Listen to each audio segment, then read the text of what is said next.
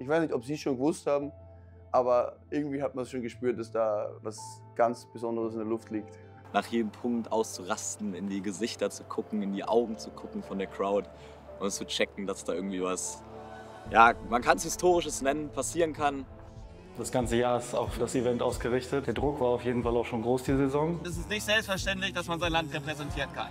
Okay? Es ist eine Ehre, das soll euch allen bewusst sein.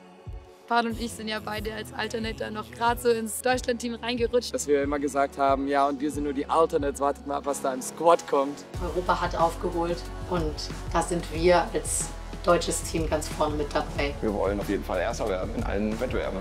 Welcome to the Roundnet World Champions 2024! Crowd war unfassbar geil.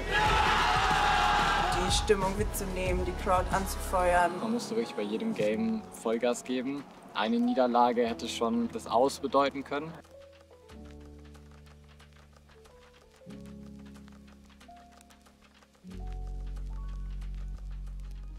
Paul und Lukas sind mit Abstand unsere größte Hoffnung im Individual, da sie die letzten 2 Jahre Europa durchweg dominiert haben und auch schon Erfahrung gegen amerikanische Teams gesammelt haben. Und an Paul kann ich mich noch erinnern, auch bei der EM 2019, wo er bei Mixed stark dabei war und wo man ihn schon herumlaufen sehen hat über das ganze Feld. Zusammen mit dieser Konstanz in allen Bereichen kommt dann eben noch so der Special-Faktor, wo er wirklich die Saison unglaublich surft teilweise in den Turnieren und auch eben unglaubliche Touches generieren kann. Ich habe den Lukas damals kennengelernt in Paris bei dem ETS. War alles ein bisschen drunter und drüber und ich habe ihm gesagt, hey, wir müssen jetzt langsam starten, schön dich kennenzulernen. Und er so, Topsy, da ist kein Klopapier. Es gibt kein Klopapier. Er war komplett so, da ist kein Klopapier. Er ist natürlich nur deutsche Turniere gewohnt, wo alles gut organisiert war. Und in Frankreich war es halt so ein bisschen runter und drüber. Sein Spielstil kann man sehr einfach beschreiben, da er ein sehr gut ausgebildeter Allrounder ist. Vor allem ein sehr gutes Timing beweist in entscheidenden Momenten. Einfach dieses Spiele gewinnen, selbst wenn man nicht gerade das bessere Team ist. Wenn man sagt, man gewinnt es einfach irgendwie, man bringt es einfach nochmal über die Runden und selbst wenn man gerade noch kein gutes Spiel hat, man ist dann in diesem Hardcap 21, sie machen es irgendwie, auch wenn da ein bisschen Glück manchmal vielleicht dabei ist. Auf die Dauer, so wie oft wie es dann passiert, ist es dann eigentlich kein Glück, glaube ich. Irgendwann hat die Zeit von Eisenträger 7 angefangen. Ja? Da war es immer so, okay, Eisenträger 7 war kommen, die werden es jetzt wahrscheinlich gewinnen. EM 2022 in Irland, wo wir im Halbfinale, ich und der Nelson gegen sie gespielt haben und wir damals ja das noch gewinnen konnten. Da war ganz viel Freude natürlich da. Ja, wir haben es ins Finale geschafft und ich habe mir auch gedacht, das wird vielleicht das letzte Mal gewesen sein, weil ich schon gespürt habe, da geht so viel weiter, auch nochmal bei Ihnen. Die Saison beim ETS in Stockholm, wo wir schon einen sehr großen Kampf durchgemacht haben, glaube ich, den ganzen Tag, um ins Finale zu kommen. Haben wirklich wilde Spiele gehabt, auch sehr körperlich zehrend, sage ich mal so. Und gemerkt, dass die beiden recht gemütlich schon mal ins Finale gekommen sind. Da habe ich wirklich das Gefühl gehabt, da ist sehr wenig drin gewesen. War schon sehr beeindruckend, was sie da auf den Platz gebracht haben.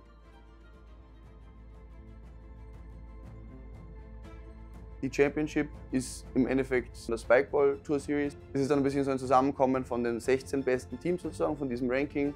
Und eben das erste Mal auch, eben, dass 2 nicht amerikanisch oder kanadische Teams nochmal dabei waren. Ich glaube, die Leute waren einfach hauptsächlich auch besonders auf IS natürlich gespannt, weil die natürlich Europa dominiert haben in dem Jahr. Ich glaube, dass die Amerikaner auch sehr gespannt waren und auch sehr ehrgeizig waren und wollten auch zeigen, okay, ja, die können da in Europa dominieren, aber noch nicht in den USA bei uns. Nach der Gruppenphase eigentlich ganz gut dabei waren, aber dann auch schon im Achtelfinale dann raus sind, nach einem, glaube ich, knappen Spiel, aber vor allem frustrierenden Spiel auch für sie, weil sie einfach weitem nicht das zeigen haben können, was sie auch in Europa gezeigt haben. Die Amerikaner auch so, okay, dieses europäische Team, das nehmen wir gar nicht ernst, oh, die sind gar nicht so gut und bla bla.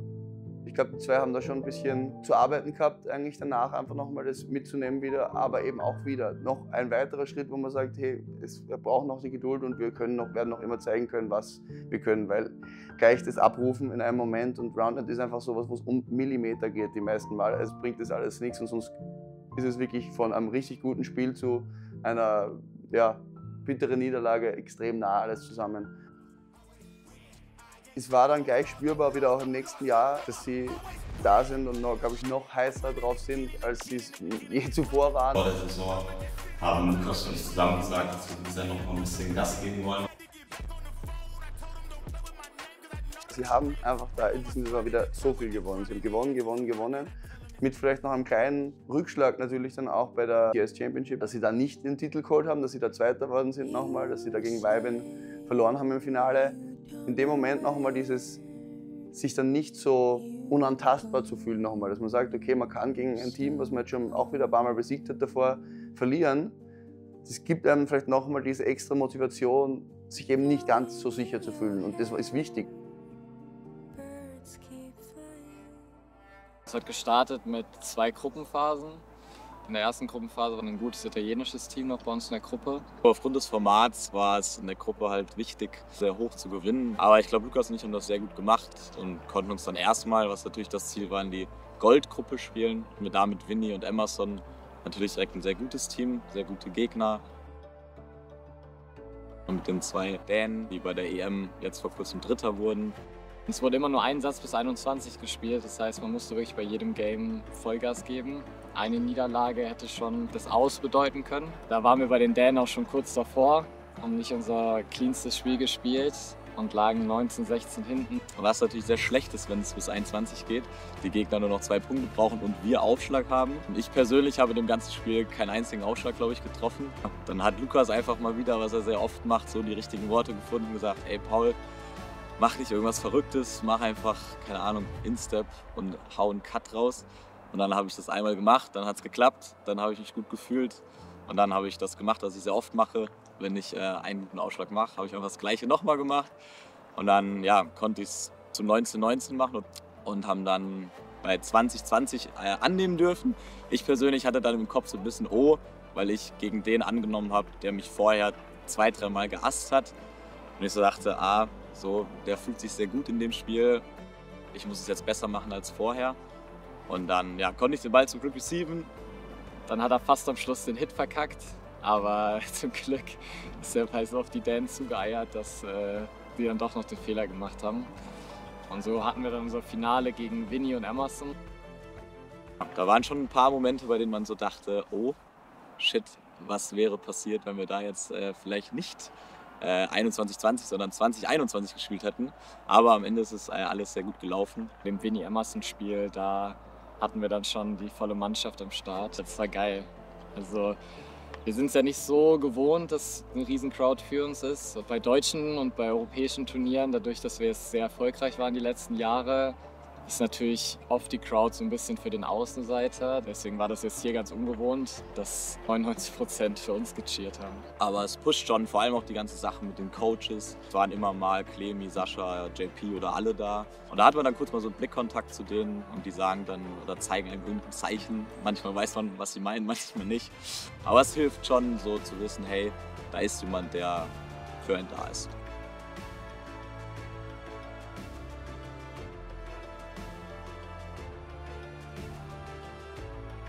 Wir wissen, Vinny ist einer der besten Spieler der Welt, also all around. Hat natürlich seine Stärken im Serving, da ist er extra klasse, sage ich mal, aber er ist eigentlich in allen Ebenen des Spiels gut. Emerson im Surf war super unorthodox. Bei vielen Leuten sehen die Surfs sehr ähnlich aus, das heißt, man weiß ungefähr, was kommt. Bei ihm weiß man nie, was kommt. Einfach super awkward und der Mix auch von beiden ist einfach eklig zu receiven. Wir wussten natürlich, es kann ein Alles-oder-Nix-Spiel sein. Wir hatten einen recht guten Start in dem Spiel, haben uns eigentlich ganz gut gefühlt. Wir haben gesagt, hey, wir kennen Vinny schon ein bisschen. Wir hatten 2019 für uns. Vinny hat auf mich gesurft, dann haut er natürlich noch einen Ass raus, wie auch sonst, dass wir wieder die 2020-Situation haben. Aber ich war sehr sicher, dass Eisi sich da nicht assen lässt. Das war dann ein Doppelfehler am Ende.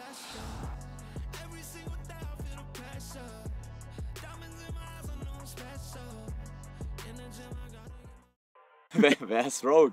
Thomas Hamilton und Ryan Marino, 2 der besten Einzelspieler und als Team auch unfassbar gut. Markus Gautrin, größter Fan von Rogue, hat aber dann für dieses Spiel ein Deutschland-Trikot angezogen. Er ist vorher die ganze Zeit mit Rogue-Trikot rumgelaufen. Eines der besten Teams der Welt, haben die Saison letztes Jahr eigentlich sehr dominiert. Dann bei den Championships gegen Kingdom Come den späteren Sieger verloren. Das Spiel war das erste Spiel mit einer riesen Crowd im Livestream von Spikeball. Und es lief einfach von Anfang an, muss man sagen, unfassbar gut. Also ich habe Serves getroffen, so gut wie noch nie in meinem Leben, glaube ich. Ich glaube, die beiden wussten auch nicht so ganz genau, was passiert. Wir auch nicht, aber für uns lief es halt gut. Also viele sehen Paul ja gar nicht so als den surfstarken Spieler. Das Besondere ist die Art und Weise, wie er surft, weil es so simpel aussieht. Und die haben halt so einen Speed und so einen Spin. Rogue gehört zu den besten Receivern der Welt auch. Und ich glaube, jeder Surf, der auf dem Netz war, ist durchgeflogen. Ich glaube, es war eines unserer cleansten Spiele, die wir gespielt haben bisher.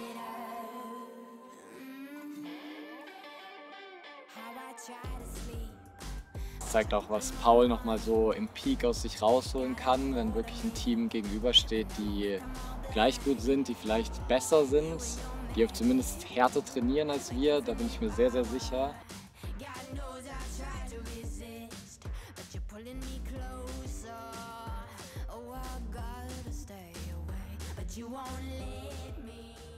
Das Halbfinale lief ganz anders als das Gruppenspiel.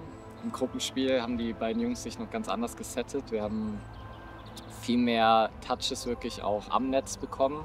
Also wir hatten viel bessere Aufteilungen. Paul war sehr lang, ich habe viel am Netz auch abfangen können. Das haben die Jungs dann viel besser gemacht.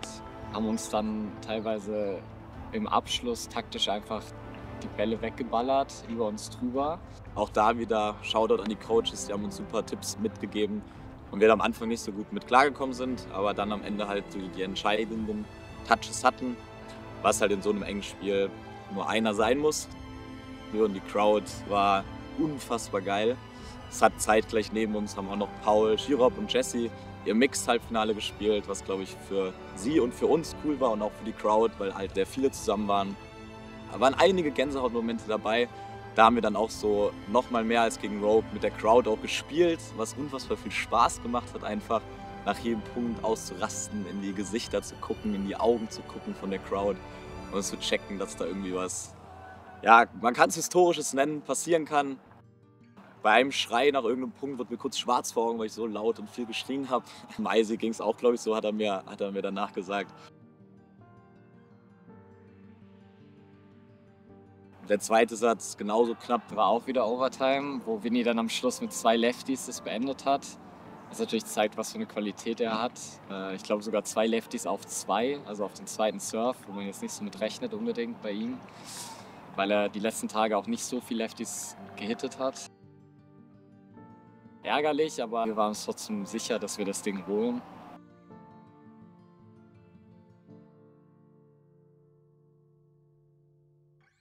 Und dann im dritten Satz liefen halt einige Sachen für uns. Wir hatten ein paar krasse Defense-Touches, wir haben ein paar gute Surfs rausgehauen, da hat einfach alles gestimmt, die Crowd ist ausgerastet, war geil. Eisi hat einen Lefty Reverse rausgehauen, hat dann nochmal richtig aufgedreht. Aber ich habe wirklich das ganze Jahr es nicht einmal geübt. Wir hatten in der Satzpause kurz mit Levi geredet und der hat zu mir gesagt, ich soll mehr Lefties machen.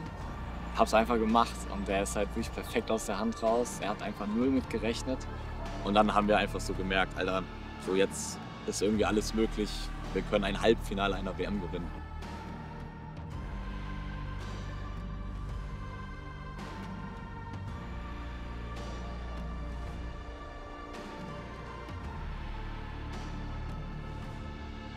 Also wir hatten gerade das Halbfinale gespielt. Der Jubel war gefühlt so, als wären wir schon Weltmeister. Also alle Leute haben das Feld gestürmt und also die Emotionen waren da schon eigentlich beim Peak, was wir bisher erlebt haben. Und dadurch, dass das Turnier vom Zeitplan sehr eng war, mussten wir eigentlich direkt rüber. Die Kanadier Etienne und Blake waren, glaube ich, schon relativ früh fertig mit dem Halbfinale, auf jeden Fall früher als wir. Als wir runterkamen dann zum Kunstrasenplatz, standen die da schon, haben sich so warm gemacht. Bei mir war das dann leider auch so, dass ich zu Beginn des Spiels Schwindel hatte und auch starke Übelkeit. Deshalb ich dann auch direkt am Anfang einen Injury-Timeout nehmen musste, weil ich doppelt gesehen habe. Also ich habe probiert, es mir nicht ansehen zu lassen, aber ich habe eigentlich nur noch irgendwo hingegriffen und wusste gar nicht mehr, was los ist. Ja, mir dann den ersten Satz auch so ein bisschen locker genommen. Ich kann mich erinnern, ich habe, glaube ich, im ersten Satz so einen Bowler auf 2 gehauen, so in die Pockets, wo wir uns dann einfach random super gefreut haben drüber. Und da haben wir dann gemerkt, ey, die Crowd hat richtig Bock. Also selbst bei so einem Quatschball gehen die voll ab. Und dann haben wir halt gesagt, okay, im zweiten Satz, egal was passiert, egal ob wir 21:5 verlieren, die 5 Punkte, die wir machen, die feiern wir so gut es geht. So haben wir es dann gemacht, wir haben jeden Punkt gefeiert, als wäre es der Weltmeisterpunkt gewesen. So hat es sich angefühlt und so haben wir draußen mitgemacht, so waren sie drin und das war ein Wahnsinn. Also ich kriege da auch was Gänsehaut, wenn ich noch mal dran denke, wie die das Spiel genossen haben, wie die einfach plötzlich mal all ihren Fokus zwar noch behalten haben, aber plötzlich gejubelt haben, auf ganz andere Weisen, als wir sie vorher gesehen haben, mit dem Publikum interagiert, alles aufgesaugt und alles zu ihrem Vorteil ausgenutzt.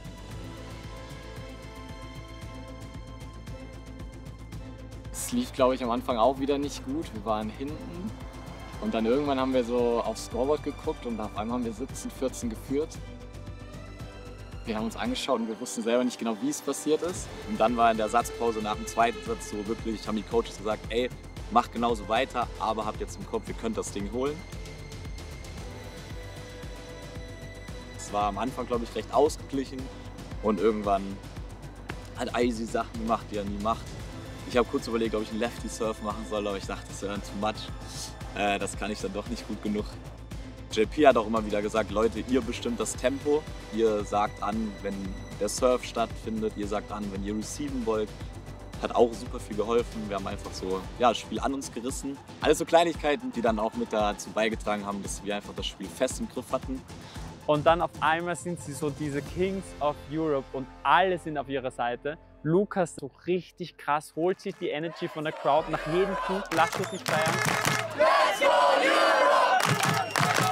Let's go Europe! Let's go Europe!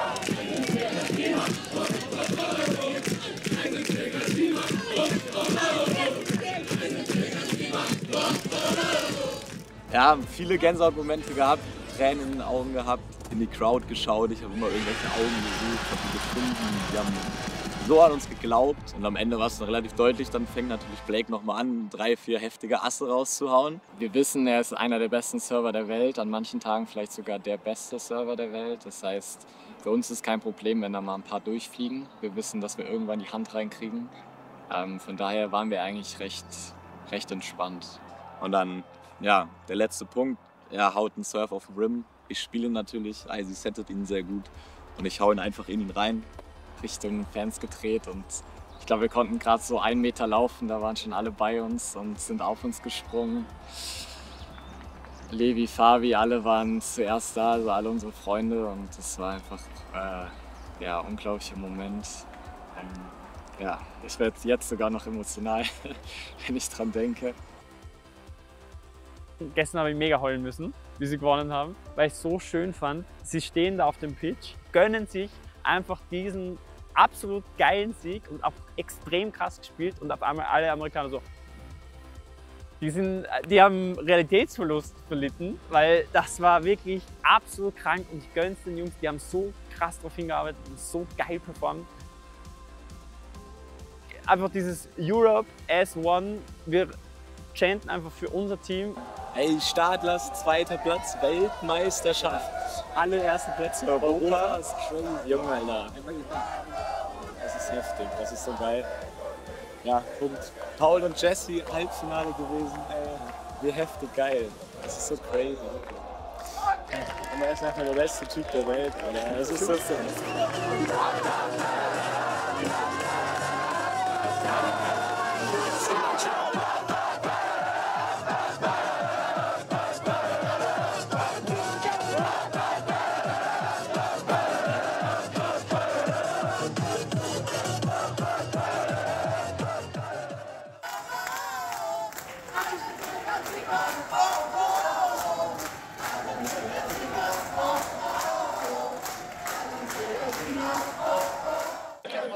Gute Nacht.